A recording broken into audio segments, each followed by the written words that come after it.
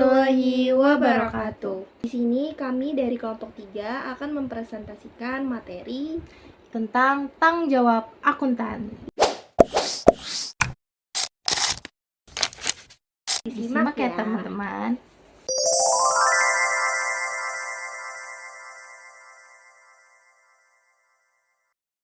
Nah, langsung aja kita masuk ke materi tanggung jawab akuntan publik. Ada apa aja sih tanggung jawab akuntan publik? Yaitu ada 5. Yang pertama, bebas dari kecurangan atau fraud. Yang kedua, menjaga kerahasiaan informasi. Yang ketiga, menjalankan PSPM 04 2008. Dan yang keempat, memiliki staf yang profesional.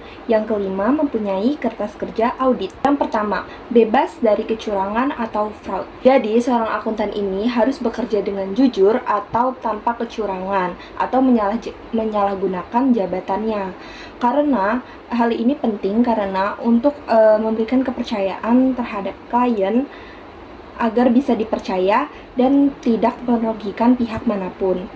Yang kedua, menjaga kerahasiaan informasi. Seorang akuntan harus menjaga kerahasiaan informasi saat mengaudit dan tidak boleh menyebarkan informasi tersebut ke pihak lain tanpa izin. Yang kedua, menjaga kerahasiaan informasi. Jadi seorang akuntan harus menjaga semua data dan informasi saat mengaudit dan tidak boleh menyebarkan informasi tersebut ke pihak lain tanpa izin yang jelas, karena sebuah data di laporan keuangan itu sifatnya sensitif dan tidak bisa disalahgunakan kalau jatuh ke tangan orang yang salah. Nah, yang ketiga, mematuhi peraturan PSPM 04 2008, yaitu akuntan publik harus bekerja sesuai standar resmi dan bisa dipertanggungjawabkan. Lalu yang keempat, memiliki staf yang profesional dan berpengetahuan karena kualitas laporan ini sangat tergantung pada kemampuan dan keahlian orang yang mengerjakannya. Yang kelima, menyusun kertas kerja audit sebagai bukti langkah audit supaya ada catatan jelas tentang proses yang dilakukan auditor. Jadi bisa ditinjau kembali jika suatu saat laporan diperlukan. Nah, yang selanjutnya aku mau menjelaskan tentang tuntutan hukum akuntan publik berdasarkan Undang-Undang Nomor 5 Tahun 2011. Yang pertama aku mau menjelasin dulu yaitu Ordinary Negligence.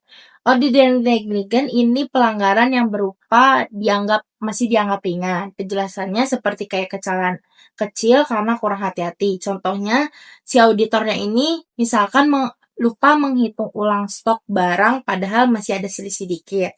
Terus yang kedua ini ada gross negligence. Gross negligence ini adalah kesalahan yang signifikan dan seharusnya tidak terjadi jika auditor menggunakan due professional care. Penjelasannya itu kesalahan yang berupa kesalahan besar karena contohnya seperti lalai, terus padahal si auditor ini seharusnya bisa mencegah kesalahan tersebut. Contohnya yaitu auditor tidak ngecek piutang ke pelanggan, ternyata piutangnya palsu. Terus yang ketiga ada constructive fraud, yaitu pelanggaran berat karena akuntan publik secara tidak langsung membantu penipuan manajemen. Nah, penjelasannya itu si auditor ini tahu ada yang janggal, tapi si auditor ini malah justru pura-pura nggak tahu. Akhirnya seolah-olah mendukung penipuan. Contohnya ini auditor sadar ada penjualan fiktif, tapi tetap diem aja. Terus yang ketiga ada fraud. Fraud ini adalah pelanggaran yang sangat signifikan terjadi karena akuntan publik secara sadar terlibat dengan manajemen dalam penipuan. Nah, penjelasannya ini auditor benar-benar ikut serta melakukan kecurangan. Nah, contohnya si auditor ini sengaja menutupi hutang perusahaan agar terlihat baik-baik aja. Terus juga ada 3 lagi yaitu business favor, audit favor, sama audit risk. Nah, aku mau jelasin yang pertama itu business favor.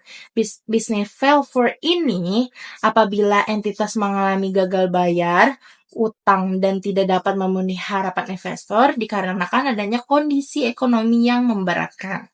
Terus yang kedua ini audit favor. Nah, dijelaskan bahwa kondisi di mana akuntan publik tidak mampu memenuhi standar auditing yang berlaku dan berakibatkan memberikan opini audit yang salah kepada laporan keuangan entitas.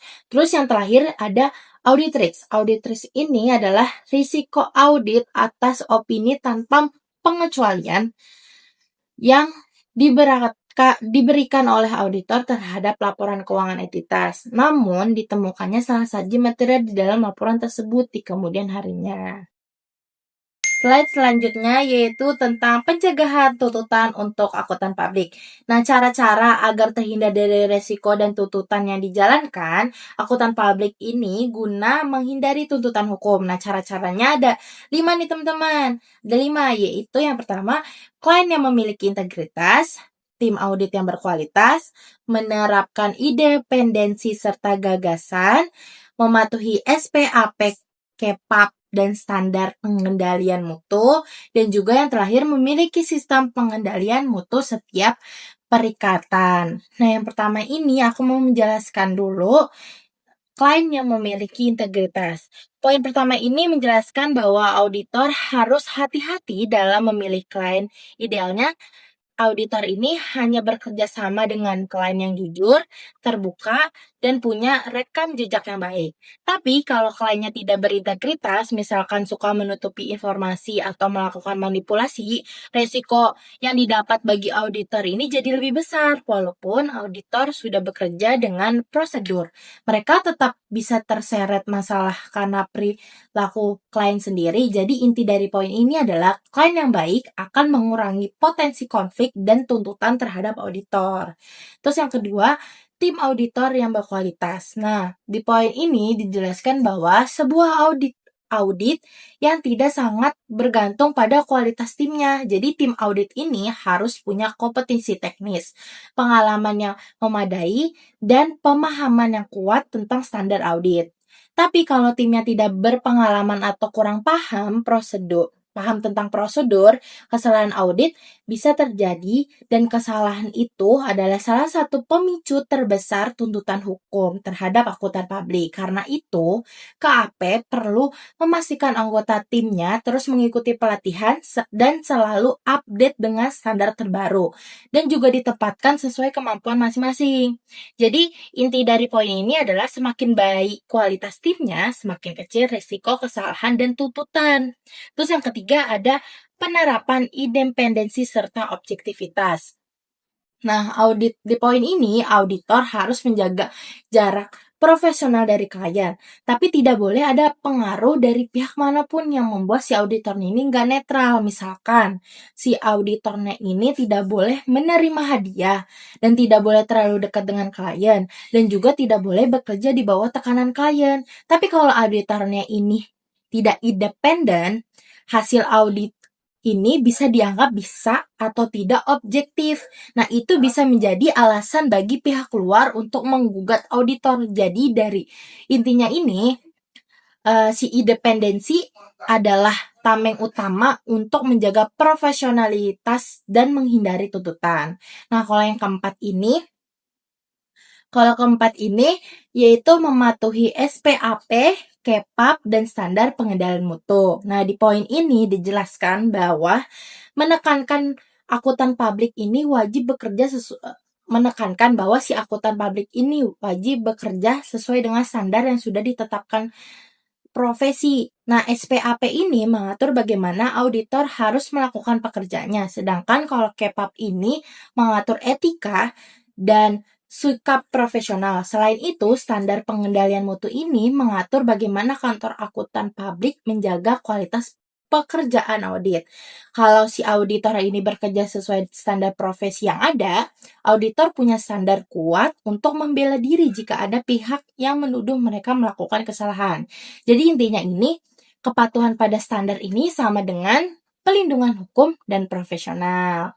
Nah, yang kelima, yang terakhir, itu memiliki sistem pengendalian mutu untuk setiap perikatan. Nah, di slide terakhir ini, setiap kantor akuntan harus punya sistem yang memastikan bahwa setiap audit ditangani dengan benar. Nah, ini sepakat untuk mencakup supervisi, review kertas kerja, pembagian tugas yang jelas, serta dokumentasi yang lengkap. Nah, tujuannya ini agar kualitas audit tetap konsisten dan kesalahan bisa dicegah sebelum laporan diterbitkan. Nah, dengan adanya pengendalian mutu ini, si auditor bisa memastikan bahwa si audit ini tidak hanya selesai, tapi juga dilakukan sesuai standar profesional. Nah, hasilnya ini, risiko kekeliruan kecil itu bisa memungkinkan tuntutannya juga ikut kecil. Nah, selanjutnya, aku akan menjelaskan badan yang berwenang yang menjatuhkan sanksi terhadap pelanggaran oleh akuntan publik. Jadi, penegakan hukum terhadap akuntan publik ini juga menjadi hal yang tidak kalah penting. Peraturan-peraturan hukum mengenai akuntan publik yang berlaku saat ini memberikan kewenangan kepada beberapa badan untuk melakukan penegakan hukum terhadap akuntan publik. Selain itu, beberapa peraturan yang secara tidak langsung mengatur mengenai akuntan publik juga mengatur secara khusus mengenai badan mana yang berwenang untuk melakukan penegakan hukum terhadap akuntan publik. Yang pertama ada Menteri Keuangan. Kalau akuntan publik melanggar aturan dari Peraturan Menteri Keuangan Nomor 17 Tahun 2006 yang punya wewenang kasih sanksi adalah Menteri Keuangan. Biasanya keputusan sanksi itu dikeluarkan lewat Sekretaris Jenderal atas nama menteri. Bentuk sanksinya bisa berupa teguran, pembekuan izin, bahkan pencabutan izin. Nah, yang kedua ini ada Asosiasi Profesi atau IAPI. IAPI ini adalah Institut Akuntan Publik Indonesia, yaitu satu-satunya organisasi resmi akuntan publik di Indonesia. IAPI ini punya aturan untuk anggotanya, misalnya Kode Etik Akuntan Publik dan SPAP, yaitu Standar Profesi Akuntan Publik. Jadi, kalau ada anggota yang melanggar, Badan Penegak Disiplin di IAPI yang berhak nih kasih sanksi. Contohnya, peringatan, teguran atas pelanggaran kode etik atau standar profesi. Lalu yang kedua, skorsing atau penangguhan keanggotaan. Lalu yang ketiga, pemberhentian anggota, yaitu dikeluarkan dari keanggotaan IAPI biasanya karena pelanggaran berat. Nah, yang ketiga ada Badan Pengawas Pasar Modal dan Lembaga Keuangan atau BAPEPAM LK. Akuntan publik itu salah satu profesi penting di pasar modal, misalnya audit laporan perusahaan yang mau jual saham. Sebelum bisa kerja di pasar modal, akuntan publik harus terdaftar di BAPEPAM LK. Jadi kalau ada pelanggaran di bidang pasar modal, BAPEPAM LK bisa melakukan pemeriksaan, penyelidikan, dan kasih sanksi administratif. Contoh sanksinya itu yang pertama ada denda atau uang paksa. Jadi akuntan diwajibkan untuk bayar sejumlah uang. Nah, yang kedua pembatasan kegiatan usaha. Dan yang ketiga pembekuan atau pencabutan izin. Jadi nggak bisa lagi si auditornya ini berada di pasar modal. Cukup sekian penjelasan kami mengenai tanggung jawab akuntan. Semoga penjelasan dari kami dapat dipahami. Kurang lebihnya mohon maaf. Wassalamualaikum Warahmatullahi wabarakatuh. See you.